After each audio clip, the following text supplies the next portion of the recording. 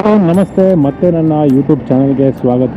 So ನನ್ನ ಇಂದಿನ 2 video ನೋಡಿದರೆ ನಾನು ಬ್ಯಾಂಗ್ಳೂರಿಂದ ಮಂತ್ರಾಲಯಕ್ಕೆ ಬಂದಿದ್ದು ಮತ್ತು ಮಂತ್ರಾಲಯದಲ್ಲಿ ಸುತ್ತಮುತ್ತ ಇರುವಂತಹ ಜಾಗಗಳನ್ನ ನಾನು ತೋರಿಸಿದ್ದೀನಿ. ಸೊ ಇನ್ನೂ ಆ ವಿಡಿಯೋ ನೋಡಿಲ್ಲ ಅಂತಂದರೆ ಇವಾಗಲೂ ನೋಡ್ಕೊಂಬನ್ನಿ.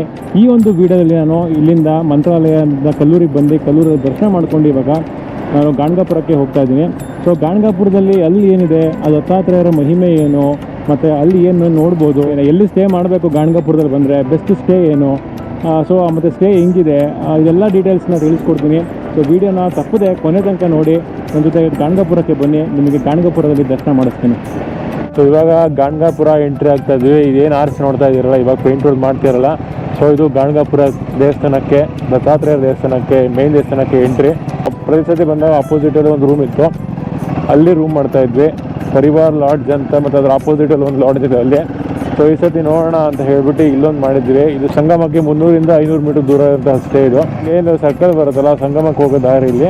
ಸೊ ಇಲ್ಲಿಂದ ಒಂದು 3 ಕಿಲೋಮೀಟರ್ ಇದೆ. ಸ್ಟೇ ಮಾಡಿರೋದು ಎಲ್ಲಿ ಅಂತ ಅಂದರೆ ಅವಧೂತ ಆಶ್ರಮ ಅಂತ, ಇಲ್ಲಿಂದ 3 ಕಿಲೋಮೀಟರ್ ಇದೆ. ಸ್ಟೇ ಹೇಗಿದೆ ಅಂತ ಹೇಳ್ತೀನಿ, ಚೆನ್ನಾಗಿದ್ರೆ ನೀವು ಸಹ ಇಲ್ಲಿ ಬುಕ್ ಮಾಡ್ಕೋಬೋದು. ಸೊ ಇಲ್ಲೇನು ಆಂಜನೇಯನ ಸ್ಟ್ಯಾಚ್ಯೂ ಕಾಣ್ತಾ ಇದೆಯಲ್ಲ, ಸೊ ಬೆಳೆ ಕರೆಕ್ಟಾಗಿ ತೋರಿಸ್ತೀನಿ. ಇವಾಗ ಕತ್ತಲ್ಲಿ ಎಷ್ಟು ಕಾಣ್ತಿದೆ ಅಷ್ಟು ನೋಡ್ಕೊಳ್ಳಿ. ಸೊ ಇಲ್ಲೇ ನಾವು ಅವಧೂತ ಆಶ್ರಮ ಅಂತ, ಇಲ್ಲೇ ನಾವು ಬುಕ್ ಮಾಡಿರೋದು. The next day. ಸೊ ನಿನ್ನೆ ನಾವು ಆಶ್ರಮಕ್ಕೆ ಬಂದು ಇಲ್ಲಿ ಉಳ್ಕೊಂಡು ಇವಾಗ ಬೆದ್ದಿ ದತ್ತಾತ್ರೇಯ ದೇವಸ್ಥಾನಕ್ಕೆ ಹೋಗೋಣ ಅಂತ ಹೊರಡ್ತಾ ಇದ್ದೀವಿ. ನಿನ್ನೆ ನಾವು ಬಂದಾಗ ಲೇಟಾಗಿತ್ತು, ಸೊ ಅದನ್ನು ರೂಮ್ ಕೊಟ್ಟರು. ರೂಮು ನೀಟಾಗಿ ಚೆನ್ನಾಗಿ ಇದೆ. ಅದರಲ್ಲೇನು ಅಂದರೆ ಪರವಾಗಿಲ್ಲ, ಒಂದು 2 ರೂಮ್ ತೊಗೊಂಡಿದ್ವಿ. ಮಯ ಮತ್ತು ಅವ್ರ ಫ್ರೆಂಡ್ಸು ಅವರಿಗೆಲ್ಲ ಒಂದು ರೂಮು, ಮತ್ತು ನಾನು ಪವನ ಒಂದು ರೂಮ್ ತೊಗೊಂಡಿದ್ವಿ. ಸೊ ನಮ್ಮ ರೂಮ್ ಓಕೆ ಇತ್ತು, ಬಟ್ ಅವ್ರ ರೂಮ್ ತುಂಬ ಚೆನ್ನಾಗಿದೆ, ಸ್ಪೇಷಿಯಸ್ ಆಗಿದೆ. ಒಂದು 2 ಬೆಡ್ ಒಂದು 2 ಇದೆ, ವಾಶ್ರೂಮು ನೀಟಾಗಿದೆ, ಕ್ಲೀನಾಗಿದೆ. ಸೊ ಕೆಲವೊಂದು ರೂಮ್ ಚೆನ್ನಾಗಿಲ್ಲ, ಸೊ ಕೇಳಿಬಿಟ್ಟು ಚೆಕ್ ಮಾಡಿ ಯಾವ ರೂಮು ಅಂತ ಹೇಳಿ ತೊಗೋಬೇಕು. ಆಮೇಲೆ ಆಶ್ರಮ ತುಂಬಾ ದೊಡ್ಡದಿದೆ, ಚೆನ್ನಾಗಿದೆ. ಬಟ್ ಏನು ಅಂತ ಅಂದರೆ ಸ್ವಲ್ಪ ಮೇಂಟೆನೆನ್ಸ್ ಅಷ್ಟೊಂದು ಚೆನ್ನಾಗಿಲ್ಲ. 700 ರೂಪೀಸ್ಗೆ ಡಬಲ್ ಕಾಟ್ ಒಂದಿನ ರೂಮ್ ಕೊಡ್ತಾರೆ. 1200 ಕೊಟ್ಟರೆ ಡಬಲ್ ಕಾಟಿಂದು 2 ಇರೋದು ಕೊಡ್ತಾರೆ. ಸೊ ಆಶ್ರಮ ಅಲ್ಲಿದೆಲ್ಲ, ಸೊ ಆಶ್ರಮದ ಒಳಗಡೆ ಮೆಟ್ಲು ಇಳ್ಕೊಂಡು ಇಲ್ಲಿ ಬಂದರೆ ಇಲ್ಲಿ ನಮಗೆ ನದಿ ಕಾಣ್ತಾ ಇದೆ. ಇದು ಭೀಮಾ ಅಮರಜ ನದಿ. ಇದು ನಿನ್ನೆ ನಮಗೆ ಆ್ಯಕ್ಚುಲಿ ಅನ್ನಪ್ರಸಾದ ಎಲ್ಲ ಇಲ್ಲೇ ಇರುತ್ತೆ, ಫ್ರೀಯಾಗಿ ಸಿಗುತ್ತೆ. ಅನ್ನಪ್ರಸಾದ ನಮಗೆ ನಿನ್ನೆ ಒಂದು ಅನ್ನ ಸಾರು ಇತ್ತು, ಅದು ಬಿಟ್ಟರೆ ಒಂದು ಪಲ್ಯ ಇತ್ತು, ಚೆನ್ನಾಗಿತ್ತು, ಓಕೆ ಟೇಸ್ಟ್. ಬಟ್ ಇಲ್ಲಿನ ಫುಡ್ ನಮಗೆ ಅಷ್ಟೊಂದು ಅಡ್ಜಸ್ಟ್ ಆಗೋಲ್ಲ, ಸೊ ಎಣ್ಣೆ ಎಲ್ಲ ಜಾಸ್ತಿ ಹಾಕ್ತಾರೆ. ಓಕೆ, ಅನ್ನಪ್ರಸಾದ ಫ್ರೀಯಾಗಿರೋದಕ್ಕೆ ಏನು ಜಾಸ್ತಿ ಮಾತಾಡಬಾರ್ದು. ಸೊ ಎಲ್ಲೇ ಏನಾದರೂ ಸ್ನಾನ ಮಾಡಬೇಕು ಅಥವಾ ನೀರು ಓಕೆ ಅಷ್ಟೊಂದೇನು ನೀಟಾಗಿಲ್ಲ, ಬಟ್ ಫೈನ್, ಚೂರು ಮುಂದೋದ್ರೆ ನೀಟಾಗಿರುತ್ತೆ. ನೀವೇನಾದರೂ ಇಲ್ಲಿ ಬರ್ತೀರಾ ಅಂದರೆ ಇಲ್ಲೇ ಸ್ನಾನ ಮಾಡ್ಕೋಬೋದು. ಈ ಒಂದು ಆಶ್ರಮದಲ್ಲಿ ಇನ್ನೊಂದು ಏನು ಅಂತ ಅಂದರೆ, ಸೊ ಇಲ್ಲಿ ಒಳಗಡೆ ಇಲ್ಲಿ ರೂಮ್ ಇರೋಂಥದ್ದು, ಬಟ್ ನಾವು ಚಪ್ಪಲಿ ಎಲ್ಲ ಪ್ರತಿಯೊಬ್ಬರು ಇಲ್ಲೇ ಬಿಟ್ಟು ಹೋಗಬೇಕು. ನಮ್ಮ ಶೂ ಸಹ ಇಲ್ಲೇ ಬಿಟ್ಟಿದ್ದೀವಿ. ಸೊ ಇಲ್ಲಿಂದ ಒಳಗಡೆ ಯಾವುದೇ ರೀತಿಯಂತಹ ಚಪ್ಪಲಿ ಎಲ್ಲ ಹಾಕೊಂಡು ಹೋಗೋಂಗಿಲ್ಲ. ಅವಧೂತ ಆಶ್ರಮ ಯಾವುದಪ್ಪ ಇದು ಅಂತ ನೀವು ಯೋಚನೆ ಮಾಡೋಂಗಿದ್ರೆ, ಸೊ ಇಲ್ಲಿ ಮೊದಲನೇದಿಲ್ಲ ಶ್ರೀಪಾದ ವಲ್ಲಭರು. ಸೊ ಇದು ಬಂದ್ಬಿಟ್ಟು ದತ್ತಾತ್ರೇಯರದು 3 ಅವತಾರ ಇದೆ. ಮೊದಲನೇದು ಶ್ರೀಪಾದ ಶ್ರೀ ವಲ್ಲಭರು, ನೆಕ್ಸ್ಟು ಶ್ರೀ ನರಸಿಂಹ ಸರಸ್ವತಿ, ಅದಾದಮೇಲೆ ದತ್ತಾತ್ರೇಯ ಅವತಾರ. ಇವರು ನೋಡಿದ್ದೀವಿ ನಾವು, ಶ್ರೀ ಸ್ವಾಮಿ ಸಮರ್ಥ. ಸೊ ಇವರು ಸಹ ಒಬ್ರದ್ದು. ಸೊ ಇವರೆಲ್ಲ ಬಂದು ಗುರುಗಳು. ಸಾಯಿಬಾಬಾನು ಸಹ ಅವರು ಅವಧೂತರು, ಯಾರು ಅವಧೂತರು ಅವ್ರದ್ದೆಲ್ಲರದು ಇಲ್ಲಿ ಹಾಕಿದ್ದಾರೆ. ಸೊ ಇವಾಗ ನಾವಿರುವಂತಹ ಆಶ್ರಮದಲ್ಲಿ ಇರೋಂಥದ್ದು ದತ್ತಾವಧೂತ ಶ್ರೀ ಸ್ವಾಮಿ ಶಿವಾನಂದ ಮಹಾರಾಜ್ ಅವರು, ನರಸಿಂಹ ಸರಸ್ವತಿ ಮತ್ತು ಶ್ರೀಪಾದ ಶಿವಲ್ಲಭರು, ದತ್ತಾತ್ರೇಯರ ಮೊದಲನೇ 2 ಅವತಾರ, 3ನೇ ಅವತಾರ ಒಂದು ದತ್ತಾತ್ರೇಯ ಅವತಾರ. ಸೊ ಇಲ್ಲೊಂದು ಆಶ್ರಮದ ಎದುರುಗಡೆನೆ ಆಂಜನೇಯ ಒಂದು ವಿಗ್ರಹ ಇದೆ. ಇದೇ ಒಂದು ಇಲ್ಲಿಗೊಂದು ಏನೋ ಲ್ಯಾಂಡ್ ಮಾರ್ಕ್. ಸೊ ಈ ಆಂಜನೇಯ ಒಂದು ವಿಗ್ರಹ ಇದೆ, ಸೊ ಅವ್ರದ್ದು ಆಶ್ರಮದ್ದೇ ಅದು. ಇದು ಆಶ್ರಮ ಇಲ್ಲಿದೆ. ಆಶ್ರಮದಿಂದ ಅಲ್ಲಿ ದೂರದಲ್ಲಿ ಕಾಣ್ತಾ ಇದೆ, ಅದೇ ಸಂಗಮ. ಏನಿಲ್ಲ ಅಂದ್ರೂ ಒಂದು 200 - 300 ಮೀಟರ್ ಇರ್ಬೋದು ಅಷ್ಟೇ, ವಾಕೇಬಲ್ ಇದೆ. ನಾವು ಗಾಡೀಲಿ ಹೋಗ್ತಾ ಇದೀವಿ, ಯಾಕಂದ್ರೆ ಗೋವಾದಿಂದ ಮತ್ತೆ ನಾವು ದತ್ತಾತ್ರೇಯ ದೇವಸ್ಥಾನಕ್ಕೆ ಹೋಗ್ಬೇಕು. ದತ್ತಾತ್ರೇಯ ದೇವಸ್ಥಾನಕ್ಕೆ ಹೋಗೋಕ್ಕಿಂತ ಮುಂಚೆ ಪ್ರತಿಯೊಬ್ಬರು ಸಹ ಸಂಗಮಕ್ಕೆ ಬರ್ತಾರೆ, ಯಾಕಂದ್ರೆ ಸಂಗಮದಲ್ಲಿ ಭೀಮಾ ಅಮರಜ ನದಿಯಲ್ಲಿ ಸ್ನಾನ ಮಾಡಿ ಪುನೀತರಾಗಿ ಅಲ್ಲಿಂದ ದತ್ತಾತ್ರೇಯರ ದರ್ಶನ ಮಾಡಕ್ ಹೋಗ್ತಾರೆ. ಭೀಮಾ ಅಮರಜ ಒಂದು ಸಂಗಮ ಇದೆ, ಅಲ್ಲಿ ಕಾಣ್ತಾ ಇದ್ವಲ್ಲ, ಇಲ್ಲಿ ಆಶ್ರಮದ ಹತ್ರ ನೀರು ತೋರಿಸಿದ್ರಲ್ಲ, ಅದೇ ನೀರು ಅದು ಅಲ್ಲೇ ಇರೋದು. ಸೊ ನೀವು ಆಶ್ರಮ ಕುಳ್ಕೊಂಡವರು ಇಲ್ಲಿ ಬರಲೇಬೇಕು ಅಂತ ಇಲ್ಲ, ಅಲ್ಲೇ ಸ್ನಾನ ಮಾಡ್ಕೊಂಡು ಹೋಗ್ಬೋದು. ಮತ್ತೆ ಇನ್ನೊಂದು ಏನಂತ ಅಂತಂದ್ರೆ, ಇಲ್ಲಿ ನರಸಿಂಹ ಸರಸ್ವತಿಗಳು ಅವರ ಒಂದು ಇಲ್ಲಿ ದೇವಸ್ಥಾನ ಇದೆ. ಅಂದ್ರೆ ದತ್ತಾತ್ರೇಯರ ಒಂದು 2ನೇ ಅವತಾರ ಅಂತ ನರಸಿಂಹ ಸರಸ್ವತಿ ಅವರ ಒಂದು ದೇವಸ್ಥಾನ ಇದೆ. ಸೊ ಅದು ದರ್ಶನ ಮಾಡಕ್ಕೆ ಇಲ್ಲಿ ಬರಲೇಬೇಕು. ಸಂಗಮದ ಪಕ್ಕದಲ್ಲೇನೆ ಔದುಂಬರ ವೃಕ್ಷ ಅಂತ ಇದೆ. ಸೊ ಔದುಂಬರ ವೃಕ್ಷದ ವಿಶೇಷತೆ ಏನು ಅಂತ ಅಂದ್ರೆ, ಸೊ ಅಲ್ಲಿ ದತ್ತಾತ್ರೇಯರು ಧ್ಯಾನ ಮಾಡ್ತಾ ಇದ್ರು, ದತ್ತಾತ್ರೇಯರು ಮೆಡಿಟೇಟ್ ಮಾಡ್ತಾ ಇದ್ರು ಅದೇ ಔದುಂಬರ ವೃಕ್ಷದಲ್ಲಿ. ಸೊ ಆ ಒಂದು ಕಾರಣಕ್ಕೆ ಆ ಒಂದು ಔದುಂಬರ ವೃಕ್ಷಕ್ಕೆ ಜನ ಬಂದು ಪ್ರದಕ್ಷಿಣೆ ಆಗ್ತಾರೆ. ತುಂಬಾ ಜನ ಗುರುಚರಿತ್ರೆಯನ್ನು ಕೂಡ ಪಾರಾಯಣ ಮಾಡ್ತಾ ಇರ್ತಾರೆ. ಯಾಕಂದ್ರೆ ಔದುಂಬರ ವೃಕ್ಷದಲ್ಲಿ ದತ್ತಾತ್ರೇಯರ ಒಂದು ಸಾನ್ನಿಧ್ಯ ಇದೆ ಅಲ್ಲಿ. ಆ ಒಂದು ಕಾರಣಕ್ಕೆ ತುಂಬಾ ಜನ ಅಲ್ಲಿ ಬಂದ್ಬಿಟ್ಟು ಪ್ರದಕ್ಷಿಣೆ ಹಾಕಿ ಆಮೇಲೆ ಗುರುಚರಿತ್ರೆಯನ್ನ ಪಾರಾಯಣ ಮಾಡ್ತಾ ಇರ್ತಾರೆ. ಇನ್ನೊಂದೇನಂತ ಅಂದ್ರೆ ಔದುಂಬರ ವೃಕ್ಷಕ್ಕೆ ಕಲ್ಪ ವೃಕ್ಷ ಅಂತ ಕೂಡ ಕರೀತಾರೆ. ಕಲ್ಪ ಅಂತ ಹೇಳಿದ್ರೆ ಕೇಳಿದ್ದನ್ನು ಕೊಡುವಂತಹದ್ದು ಅಂತ, ನಮ್ಗೆ ಏನ್ ಆಸೆ ಇರುತ್ತೆ ಎಲ್ಲದನ್ನು ನೆರವೇರಿಸುವಂತಹದ್ದು ಅಂತ. ಸೊ ಆ ಒಂದು ಕಾರಣಕ್ಕೆ ಆ ಒಂದು ಜಾಗದಲ್ಲಿ, ಆ ಒಂದು ಔದುಂಬರ ವೃಕ್ಷ ಇರುವಂತಹ ಜಾಗದಲ್ಲಿ ಜನರು ದತ್ತಾತ್ರೇಯರ ಬಗ್ಗೆ ಜಪ ಮಾಡ್ಕೊಂಡು ಆಮೇಲೆ ಗುರುಚರಿತ್ರೆಯನ್ನ ಪಾರಾಯಣ ಮಾಡ್ಕೊಂಡು ಪ್ರದಕ್ಷಿಣೆ ಮಾಡ್ಕೊಂಡು ಅವ್ರಿಗೆ ಇರುವಂತಹ ಬೇಡಿಕೆನ ಅಲ್ಲಿ ಹೇಳಿ ಅದನ್ನ ದತ್ತಾತ್ರೇಯರು ಅದನ್ನ ಪೂರೈಸ್ತಾರೆ ಅಂತ ಹೇಳಿ ನಂಬಿಕೆ ಇದೆ. ಅದಾದ್ಮೇಲೆ ಔದುಂಬರ ವೃಕ್ಷ ಪ್ರದಕ್ಷಿಣೆ ಹಾಕಿದ್ಮೇಲೆ ಚೂರು ಆ ಕಡೆ ಬಂದ್ರೆ ಅಲ್ಲಿ ನರಸಿಂಹ ಸರಸ್ವತಿಗಳವರ ಒಂದು ದೇವಸ್ಥಾನ ಇದೆ, ದತ್ತಾತ್ರೇಯ ನರಸಿಂಹ ಸರಸ್ವತಿ ದೇವಸ್ಥಾನ. ಸೊ ಅಲ್ಲಿಂದ ದರ್ಶನ ಮಾಡ್ಕೊಂಡು ನಾವು ಇವಾಗ ವಾಪಸ್ ಹೋಗ್ತಾ ಇದೀವಿ. ಸಂಗಮಕ್ಕೆ ಬಂದಿದ್ದೀರಾ ಅಂತ ಅಂದ್ರೆ ಔದುಂಬರ ವೃಕ್ಷ ಪ್ರದಕ್ಷಿಣೆ ಮಾಡದಲ್ಲೇ ಹೋಗ್ಲೇಬೇಡಿ. ಮತ್ತೆ ಅಷ್ಟತೀರ್ಥ ಸ್ನಾನನ ನಿಮಗೆ ಟೈಮ್ ಇದ್ರೆ ಮಾಡಿ. ಅದೊಳ್ಳೆ ಅಂತಲ್ಲ, ಬೇರೆ ಬೇರೆ ಕಡೆ ಸ್ನಾನ, ಅಷ್ಟತೀರ್ಥ ಸ್ನಾನ ಅಂತ ಇದೆ, ಬೇರೆ ಬೇರೆ ನದಿಗಳು. ಸೊ ಅಲ್ಲಿ ಸ್ನಾನ ಮಾಡಿ ಅದ್ರ ಬಗ್ಗೆ ಡೀಟೇಲ್ಸ್ ನ, ಮತ್ತೆ ಇಲ್ಲಿ ಒಂದು ಭಸ್ಮಗುಡ್ಡ ಅಂತ ಇದೆ. ಸೊ ಇದ್ರ ಬಗ್ಗೆ ಡೀಟೇಲ್ಸ್ ನಾನು ಆಲ್ರೆಡಿ ನಾನು ಹಿಂದೆ ಒಂದು 2 ವರ್ಷದಿಂದ ಒಂದು ವಿಡಿಯೋ ಹಾಕಿದ್ದೆ, ಅದರಲ್ಲಿ ಹೇಳಿದ್ದೀನಿ.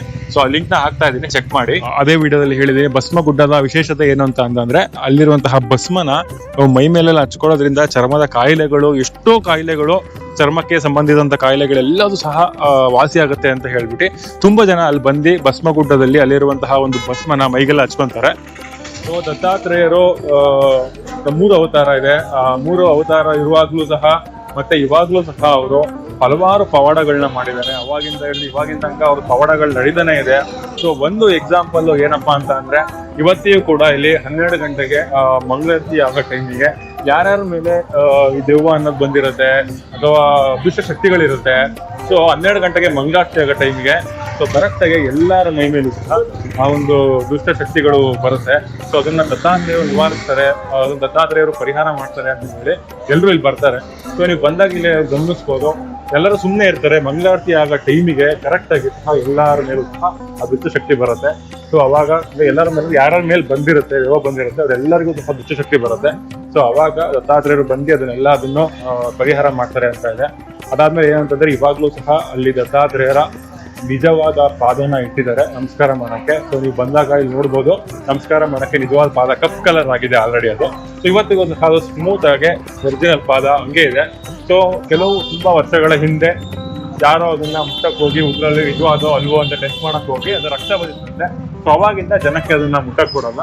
ಬಟ್ ಇವಾಗ ಇರುವಂತಹ ಜನ ಜಾಸ್ತಿ ಆಗಿರೋದ್ರಿಂದ ಮುಟ್ಟಕ್ಕೂ ಅಷ್ಟೊಂದು ಲೇಟ್ ಆಗುತ್ತೆ. ಅದೊಂದು ಕಾರಣಕ್ಕೆ ಬರೀ ದೂರದಿಂದ ದರ್ಶನ ಮಾಡ್ಕೋಬೋದಂತೆ. ಇಲ್ಲಿ ಹೇಳ್ತಾ ಹೋದ್ರೆ ಒಂದಲ್ಲ ಎರಡಲ್ಲ ಸಾವಿರಾರು ಪವಾಡಗಳಿದೆ ದತ್ತಾತ್ರೇಯರು. ಇವತ್ತಿಗೂ ಕೂಡ ನಡೀತಾ ಇದೆ. ಅದಕ್ಕೆ ಇಷ್ಟು ಜನ ಬರ್ತಾ ಇರೋದೇ ಸಾಕ್ಷಿ. ಇನ್ನೊಂದು ಏನಂತ ಅಂದ್ರೆ 12 ಗಂಟೆ 12:30 ಮಂಗಳಾರತಿ ಆದ್ಮೇಲೆ ಭಿಕ್ಷೆ ಅಂತ ಹೇಳಿ ಕೊಡ್ತಾರೆ. ಭಿಕ್ಷೆನ ಬೇಡ್ತಾರೆ. ದತ್ತಾತ್ರೇಯರು ಕೂಡ ಅವರು ಭಿಕ್ಷೆಯನ್ನ ಬೇಡಿನೇ ಊಟ ಮಾಡ್ತಾ ಇದ್ರು. ಸೊ ಆ ಒಂದು ಕಾರಣಕ್ಕೆ ಎಷ್ಟೊಂದು ಜನ ನಾವು ಸಹ ಇದ್ದಾಗ ಭಿಕ್ಷೆ ಬೇಡಿನೇ ಊಟ ಮಾಡೋದು. ಯಾಕಂದ್ರೆ ಅವರು ಪಾಲಿಸಿದಂತಹ ಒಂದು ದಾರಿನ ನಾವು ಒಂದು ಸಣ್ಣ ಒಂದು ದಾರಿನ ಪಾಲಿಸೋಣ ಅನ್ನೋ ಒಂದು ಕಾರಣಕ್ಕೆ ಎಲ್ಲರೂ ಸಹ ಈ ಒಂದು ಭಿಕ್ಷೆಯನ್ನ ಬೇಡಿ ಊಟ ಮಾಡ್ತಾರೆ. ಇನ್ನೂ ಎಷ್ಟು ಕೆಲವು ಜನ ಇಲ್ಲಿ ಭಿಕ್ಷೆ ಹಾಕುವ ಸೇವೆ ಕೂಡ ಇದೆ. ಯಾಕಂದ್ರೆ ದತ್ತಾತ್ರೇಯರು ಇವತ್ತಿಗೂ ಸಹ ಭಿಕ್ಷೆ ಬೇಡಿನೇ ಇಲ್ಲಿ ಊಟ ಮಾಡೋದು. ಯಾವುದೋ ಒಂದು ರೂಪದಲ್ಲಿ, ಯಾರ್ದ ರೂಪ ಆಗಿರ್ಬೋದು, ಯಾರೋ ಒಬ್ಬ ರೂಪದಲ್ಲಿ ಬಂದು ಭಿಕ್ಷೆನ ಇಸ್ಕೊಂಡೋಗಿ ಊಟ ಮಾಡ್ತಾರೆ. ಯಾವ ರೂಪ ಅಂತ ಗೊತ್ತಿಲ್ಲ. ಸೊ ಆ ಒಂದು ಕಾರಣಕ್ಕೆ ಜನ ಭಿಕ್ಷೆನೂ ಕೊಡ್ತಾರೆ ಇಲ್ಲಿ.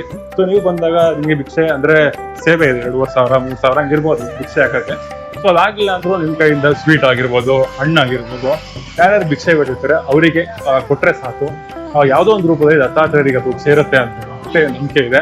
ಇವತ್ತಿಗೂ ಸಹ ಖಂಡಿತವಾಗ್ಲೂ ನಾನು ಹೇಳ್ತೀನಿ, ದತ್ತಾತ್ರೇಯರು ಬಂದೇ ಬರ್ತಾರೆ. ಮಧ್ಯಾಹ್ನ ಹೊತ್ತಿಗೆ ಭಿಕ್ಷೆನ ಬೇಡಿ ನಮಗೆ ಆಶೀರ್ವಾದ ಮಾಡಿ ಹೋಗಿ ಹೋಗ್ತಾರೆ. ದತ್ತಾತ್ರೇಯ ದೇವಸ್ಥಾನಕ್ಕೆ ಹೋಗಿದ್ದಾಗ ದತ್ತಾತ್ರೇಯರ ದರ್ಶನ ಮಾಡ್ಕೊಂಡು ಬಂದ್ವಿ. ಅಲ್ಲಿ ನನಗೆ ಮುಂಚೆನೇ ಒಬ್ರು ಗೊತ್ತಿದ್ರು, ನರಹರಿ ಭಟ್ರು ಅಂತ, ಅಲ್ಲೇ ಪೂಜೆ ಮಾಡ್ತಾರೆ. ಸೊ ಅವ್ರ ನಂಬರ್ ಬೇಕಿದ್ರೆ ನಾನು ಇಲ್ಲಿ ಹಾಕಿರ್ತೀನಿ. ಸೊ ಅವರಿಗೆ ನಾನು ಕಾಲ್ ಮಾಡ್ಕೊಂಡಿದ್ದೆ. ಅಲ್ಲಿ ನಮಗೆ ಎಷ್ಟಾಗುತ್ತೋ ಅಷ್ಟು ಮದಕರಿ ಅನ್ನದಾನ ಸೇವೆ ಅಂತ ಇರುತ್ತೆ. ಆವಾಗಲೇ ಹೇಳಿದ್ದೆ ನಾನು. ಸೊ ಅಲ್ಲಿ ಬಂದಂತಹ ಒಬ್ಬರು ಯಾರ್ಯಾರು ಭಿಕ್ಷೆ ಬೇಡ್ಕೊಂಡು ಬಂದಿದ್ದಾರೆ ಅವರಿಗೆಲ್ಲರಿಗೂ ಸಹ ಅನ್ನದಾನ ಕೊಡುವಂಥದ್ದು. ಸೊ ನಮ್ಮ ಕೈಯಲ್ಲಿ ಆಗಿಲ್ಲ ಅಂದರೆ ಸೊ ಅಟ್ಲೀಸ್ಟ್ ಅವ್ರಿಗೆ ಒಂದು 2,000 ರೂಪಾಯಿ ಅಥವಾ 1,500 1,000 ನಿಮಗೆ ಎಷ್ಟಾಗುತ್ತೋ ಅಷ್ಟು 500 ರೂಪಾಯಿ ಆದರೂ ಪರವಾಗಿಲ್ಲ. ಸೊ ಕೊಟ್ಟರೆ ಅವರು ಅದ್ರ ಹೆಸರು ಬರ್ತಿದ್ರೆ ನಿಮಗೆ ಅವರೇ ಮಾಡಿರ್ತಾರೆ, ಅನ್ನ ಅಥವಾ ಚಿತ್ರಾನ್ನ ಥರ ಏನಾರು ಮಾಡಿರ್ತಾರೆ. ಸೊ ಅದನ್ನು ನಮ್ಮ ಕೈಯಿಂದನೇ ಒಂದು 5 ಜನಕ್ಕೆ ಕೊಡಿಸ್ತಾರೆ. ಸೊ ಅದನ್ನು ಸಹ ನೀವು ಮಾಡ್ಬೋದು. ಇಲ್ಲಿ ನಾನು ಮುಂಚೆ ಗೊತ್ತಿರಲಿಲ್ಲ ಈ ಅವಧೂತ ಆಶ್ರಮ ಇದೆಯಲ್ಲ. ಸೊ ಇಲ್ಲೂ ಸಹ ದತ್ತ ಅವಧೂತರು ಒಬ್ಬರಿದ್ರು. ಸೊ ಅವರು ಇಲ್ಲಿ ಇದ್ದಿದ್ದು ಅಂತ ಹೇಳಿದ್ರು ಅವರು. ಸೊ ಇಲ್ಲಿ ಏನು ಅಂತ ಅಂದರೆ ಆ ಒಂದು ಅವಧೂತರು ತುಂಬ ವರ್ಷಗಳ ಕಾಲ ಅವ್ರು ಹೇಳಿದ್ರು ಅವ್ರದ್ದು ಲೈಫ್ ಸ್ಪ್ಯಾನು 1500 ವರ್ಷ ಅಂತ ಅಂದರು. ಬಟ್ ಅದ್ರ ಬಗ್ಗೆ ನಂಗೆ ಕಂಪ್ಲೀಟಾಗಿ ಗೊತ್ತಿಲ್ಲ. ಅವ್ರೇನು ಹೇಳಿದ್ರು ಅದು ನಿಮಗೆ ಹೇಳ್ತಾ ಇದ್ದೀನಿ. 1500 ವರ್ಷ ಅವರಿದ್ದರು. ಸೊ ಇವಾಗ ಅವರಿಲ್ಲ, ಒಂದು 10 ವರ್ಷದಿಂದ ಬೇರೆಯವರಿದ್ದಾರೆ ಅಂತ ಅಂದರು.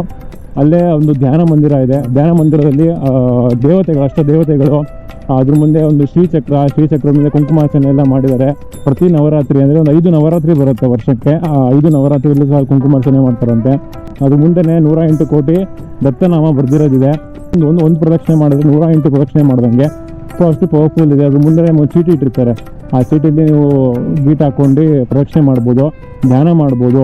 ರಿನೋವೇಟ್ ಆದಾಗ ಅಲ್ಲಿ 108 ಕೋಟಿ ದತ್ತನಾಮ, 108 ತುಳಸಿ, ಆ ಥರ ತುಂಬ ಇದೆ. 108.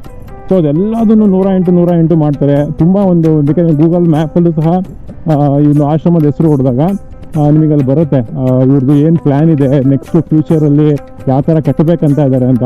ಸೊ ಅದೆಲ್ಲ ಕಟ್ಟಿದ್ಮೇಲೆ ನೀವು ಒಂದು ಪ್ರದಕ್ಷಿಣೆ ಮಾಡಿದ್ರೆ ಈ ಒಂದು ಆಶ್ರಮನ ಒಳಗಡೆ ಸೊ 108 ಸತಿ ನೀವು ಸೂರ್ಯನ ಪ್ರದಕ್ಷಿಣೆ ಮಾಡಿದಷ್ಟು ಪವರ್ಫುಲ್ಲು ಅಂತ ಹೇಳಿ ಎಲ್ಲ ಬರೆದಿದ್ದಾರೆ.